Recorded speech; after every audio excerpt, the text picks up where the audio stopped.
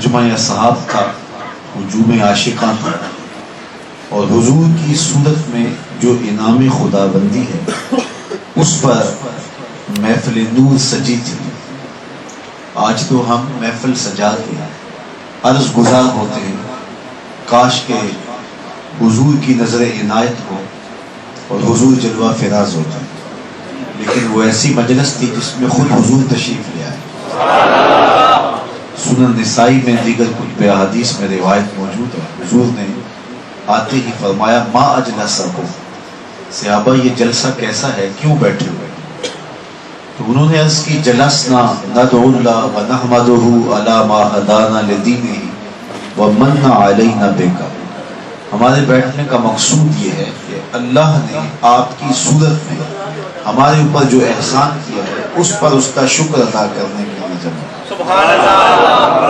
اگر حضرت حسان بن ثابت رضی اللہ تعالی عنہ کی الگ سے بولی دیکھنا چاہیں تو ان کے لفظوں کی ترتیب یہ ہے من علینا ربنا ام بعث فینا محمد صلی اللہ علیہ وسلم، ہمارے رب نے ہمارے اوپر احسان کیا کہ ہمیں حضور عطا کیا۔ شاید اسی کا ترجمہ کسی نے کیا فضل رب العلا اور کیا چاہیے، مل گئے مصطفیٰ اور کیا چاہیے، من علینا ربنا ام بعث فینا محمد صلی اللہ علیہ وسلم۔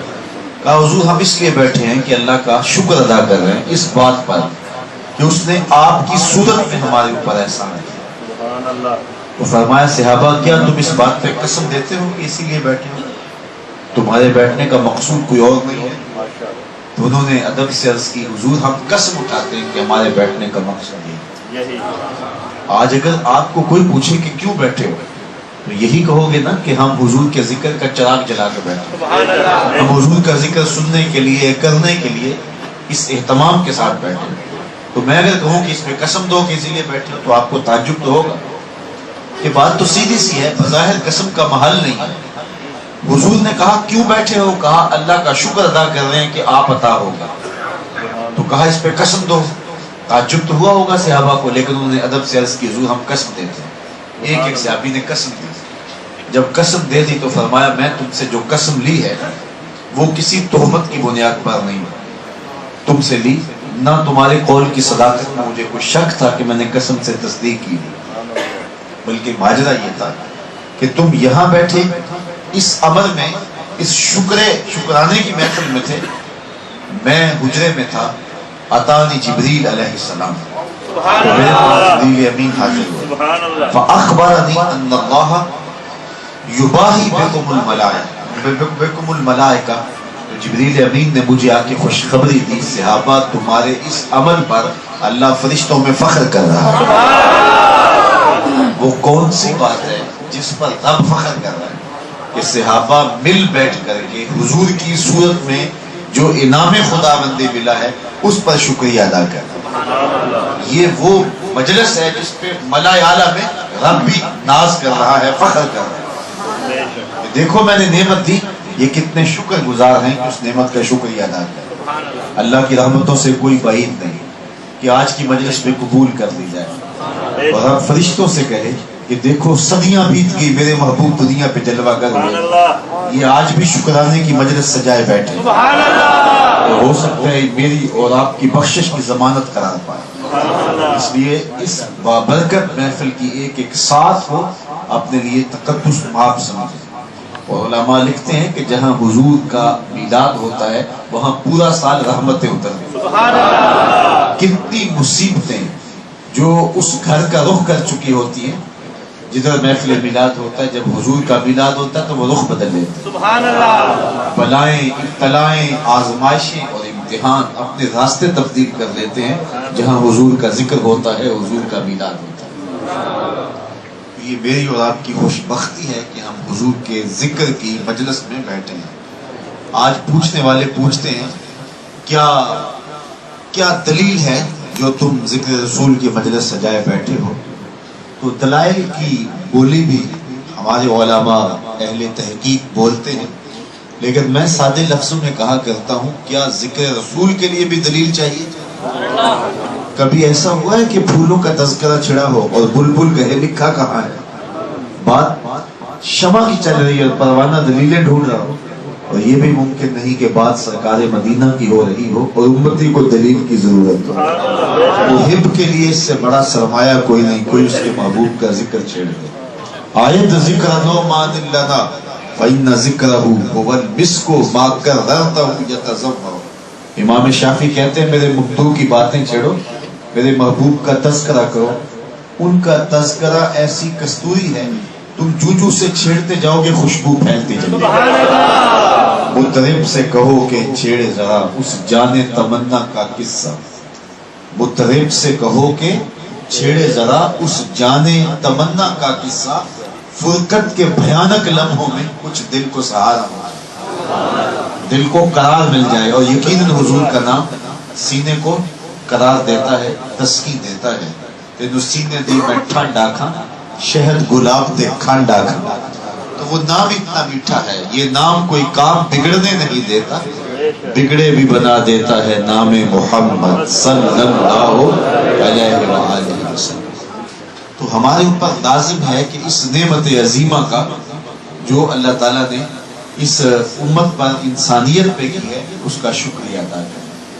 اور حضور کی صورت کے اندر یہ جو رحمت عالم نصیب ہوئی، پوری کائنات کے لیے رحمتوں کا جھرنا پھوٹا اور سب اجالے ہی اجالے ہو گئے، اندھیرے اور ظلمتیں چھٹ گئیں، اس پر جتنا بھی شکریہ ادا کریں حق کے شکر ادا نہیں ہو سکتا۔ آپ جانتے ہیں کہ حضور کی آمد سے قبل انسانیت ذلت کے جس مرحلے میں تھی، یہ تو میرے حضور نے آ کے انہیں عزت کا تاج دیا ہے۔ انسان کے ہاتھوں ذلیل ہو رہا تھا کہ نہیں ہو رہا تھا؟ غلام کی جو پوزیشن تھی وہ اتنی بدترین تھی کہ آقا کے اذن کے بغیر اس کے جوتے بھی چھو لے تو آقا اس پہ بھی چاہتا تو کوڑے برساتا کہ تو نے مجھ سے پوچھا کیوں نہیں، پہلے اذن طلب کیوں نہیں کیا۔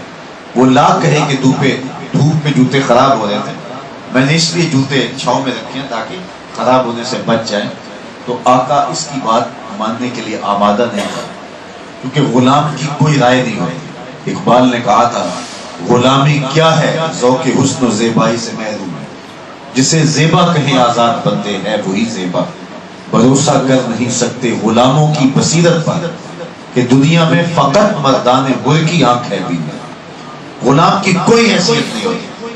تو غلام آقا کا جوتا بھی نہ چھو سکے اور اس پر بھی کوڑے کھائے، لیکن جب طلوع بحر فارم ہوتا ہے کائنات میں روشنی پھیلتی ہے اور حضور غلاموں کو حق دیتے ہیں۔ اور آپ جانتے ہیں حضور پیدا ہوئے تو سویبہ لونڈی آزاد ہو گئی، یہ اس بات کا اعلان تھا غلامی کی زنجیریں ٹوٹنے لگی اور انسان کی غلامی سے آزاد ہونے لگا ہے۔ اور پھر غلاموں کو عزت اور وقار کی اس مسجد میں بٹھایا کہ حضور معراج پہ جاتے ہیں، واپس تشریف فرما ہوئے تو بلال حبشی کو بلا کر کے کہا بلال تو کون سے نیک عمل کرتا ہے، میں نے جنت میں تیرے قدموں کی آہٹ سنی۔ کیا خیال ہے اس ایک جملے نے دور غلامی کی ساری تھکن اتار دی ہوگی، اور بلال فرش چھوٹ کے فراز عرش پہ نہیں پہنچ گیا ہوگا۔ جو غلام آقا کے جوتے نہیں چھو سکتا تھا اس کو دو جہاں کا سردار کہہ رہا ہے میں تیرے قدموں کی آواز جنت میں سن۔ اللہ اکبر۔ اور اسی دی ہوئی عزت کا نتیجہ ہے کہ حضرت بلال حبشی رضی اللہ تعالیٰ عنہ حضور کے وصال کے بعد شہر مدینہ چھوڑ کے داریہ چلے گئے تھے، شام کا ایک قصبہ تھا، وہاں سکونت اختیار کر رہے تھے۔ وہ کہتے تھے مدینے کی گلیوں میں جی نہیں لگتا، اس لیے کہ پہلے جب میں یہاں چلتا تھا تو حضور نظر آتے تھے، حضور تہے مزار چلے گئے تو میرے لیے یہاں رہنا مشکل ہو گیا۔ پھر کچھ عرصہ بیت گیا، ابن اسحاق نے لکھا ہے ایک دن حضور خواب میں ملے اور فرمایا ما هذه الجفة یا بلال، بلال یہ کیا بے وفائی ہوئی، یار ہو کے ملنے بھی نہیں آتے۔ پھر دن رات کا سفر کرتے ہوئے حضرت بلال بن رباح مدینہ رسول میں پہنچے۔ اللہ اکبر۔ تو جب وہ شہر میں داخل ہوئے نا تو امیر المومنین مسجد نبوی سے باہر نکل کر حضرت بلال کا استقبال کرنے کے لیے کھڑے۔ بادشاہوں کا استقبال کیا ہی کرتے ہیں، ہمارے رپورٹوں پہ روز تماشا لگا ہوتا ہے، لیکن آپ نے تاریخ میں کبھی نہیں دیکھا ہوگا کہ غلام کا امیر المومنین، غلام کا بادشاہ شہنشاہ استقبال کرے، لیکن امیر المومنین کھڑے ہیں اور جو ہی حضرت بلال آئے تو آگے بڑھے اور کالے رنگ کا ہاتھ چوما اور کہا یا بلال انت سیدنا و مولانا، بلال تو میرا آقا بھی ہے، تو میرا مولا بھی ہے۔ تو کہاں پستیوں سے اٹھایا اور اوج ثریا کی بلندیوں تک پہنچا دیا۔ غلاموں کو وہ عزت دی، وہ وقار دیا کہ انسانیت کو اس منصب پہ رکھا جو انسانیت کا حقیقی منصب تھا۔ کائنات کو وہ وقار، وہ عزت مصطفیٰ جان رحمت نے دی۔ اور اگر آج حضور علیہ الصلوۃ والسلام کی تعلیمات سے ہم دور ہٹ جاتے ہیں تو آج پھر وہی ظلمتیں اور وہی اندھیرے ہمارا مقدر بن جاتے ہیں۔ آپ جانتے ہیں تاریخ عرب میں بیٹی زندہ درگور کر کے باپ فخر کرتا تھا، اور یہ اتنا گنونا جرم ہے۔ اللہ تعالیٰ قرآن مجید میں ارشاد فرماتا ہے وَإِذَا الْمَوْءُودَةُ سُئِلَتْ بِأَيِّ ذَنبٍ قُتِلَتْ، قیامت کے دن قبروں میں گڑی ہوئی بچیاں اٹھائی جائیں گی، ان کے ظالم باپ کٹہرے میں ہوں گے۔ اللہ تعالیٰ ان بچیوں سے پوچھے گا تمہیں کس جرم میں قتل کیا گیا؟ قیامت کے دن بندے سے سب سے پہلا سوال نماز کا ہوگا، اور سب سے پہلا فیصلہ جو ہوگا وہ قتل کا ہوگا، اور قتل میں بھی سب سے پہلے ان بچیوں کا قتل جو زندہ درگور کی گئی۔ ظالم باپ کٹہرے میں ہوں گے اور اللہ تعالیٰ ان بچیوں سے پوچھے گا بِأَيِّ ذَنبٍ قُتِلَتْ، کس جرم میں تمہیں قتل کیا گیا؟ حضرات مفسرین نے یہ سوال اٹھایا کہ بیٹیوں کو تو پتہ ہی نہیں کہ قتل کیوں کی گئی، ابھی آنکھ کھلنے نہیں پائی تھی کہ بند کر دی گئی، زبان بولنے نہیں پائی تھی کہ نوچ لی گئی، شعور سنبھلنے نہیں پایا تھا کہ گڑے میں دھکا دے کر مٹیاں ڈھیل دی گئی۔ انہیں تو پتہ ہی نہیں کہ ہمارا جرم کیا تھا۔ ظالم باپ سامنے کھڑے ہیں، ان سے پوچھا جائے تم نے یہ قیامت کیوں توڑی، تم نے یہ ظلم کیوں کیا؟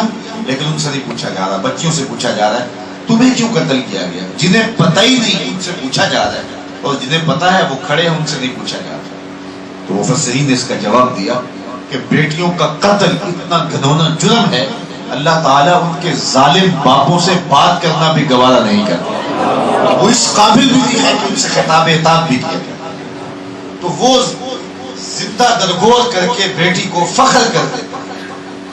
اور میرے اور آپ کے آقا مولا نے ایک جملہ ارشاد فرمایا، آپ نے کئی بار سنا، لیکن اس تناظر میں ذرا اس کو دیکھیں۔ آج اپنی بیٹی کے لیے میں بھی محبت کے جذبات رکھتا ہوں، آپ بھی محبت کے جذبات ہیں، لیکن جب بیٹی کو زندہ درگور کر کے باپ فخر کرتا تھا، اس زمانے میں محبت بڑا جملہ کہنا، یہ صرف کلمہ محبت ہی نہیں، کلمہ جہاد بھی۔ حضور نے اس زمانے میں کہا میری بیٹی فاطمہ میرے جگر کا ٹکڑا ہے۔ تو فاطمہ تو بدعت منی، یہ صرف کلمہ محبت نہیں ہے، یہ کلمہ جہاد بھی ہے۔ اس زمانے میں کہنا جب بیٹیوں کو زندہ درگور کر کے فخر کیا جاتا تھا۔ اور صحیح روایت میں آتا ہے جب سیدہ فاطمہ آتی حضور استقبال کرتے فَأَجْلَسَ فِي مَجْلَسِهِ، اور انہیں اپنی مسند کے اوپر بٹھاتے، دنیا کو بتاتے کہ بیٹیاں کس وقار کے لائق ہیں۔ اور آج بیٹیوں کے لیے جو محبت کے جذبات ہیں، یہ صدقہ ہے میلاد والے رسول کا۔ میں اپنے شہر کے ایک بازار سے گزر رہا تھا، ایک بوڑھا شخص مجھے ملا جس نے اپنی جھکی ہوئی کمر پہ بوریاں لادی تھی اور مزدوری کر رہا تھا۔ شناسائی سے رک گیا، میں نے کہا کہ اس بڑھاپے میں آپ کام چھوڑ نہیں دیتے؟ اس کی آنکھوں میں نمی آ گئی اور اس کا انداز مجھے آج تک نہیں بھولا۔ اس نے ایسے انگلی اٹھائی، کہنے لگا حضرت ایک بیٹی رہتی ہے میری جس کی ابھی میں نے شادی کر دی۔ تو میں سوچ میں پڑ گیا کہ یہ بوڑھا تو اپنی بیٹی کو زندہ درگور کرتا تھا، یہ بھائی تو قتل کرتا تھا، آج فیکٹری میں اوور ٹائم لگا۔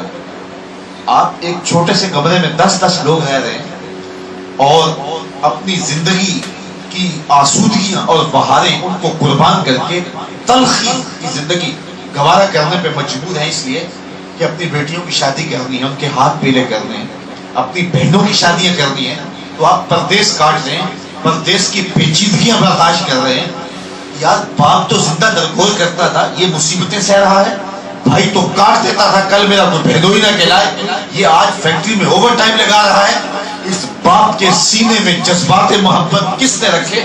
اس بھائی کے سینے میں تڑپتا ہوا پیار کس نے رکھا؟ جواب آئے گا میلاد والے رسول کا صدقہ ہے۔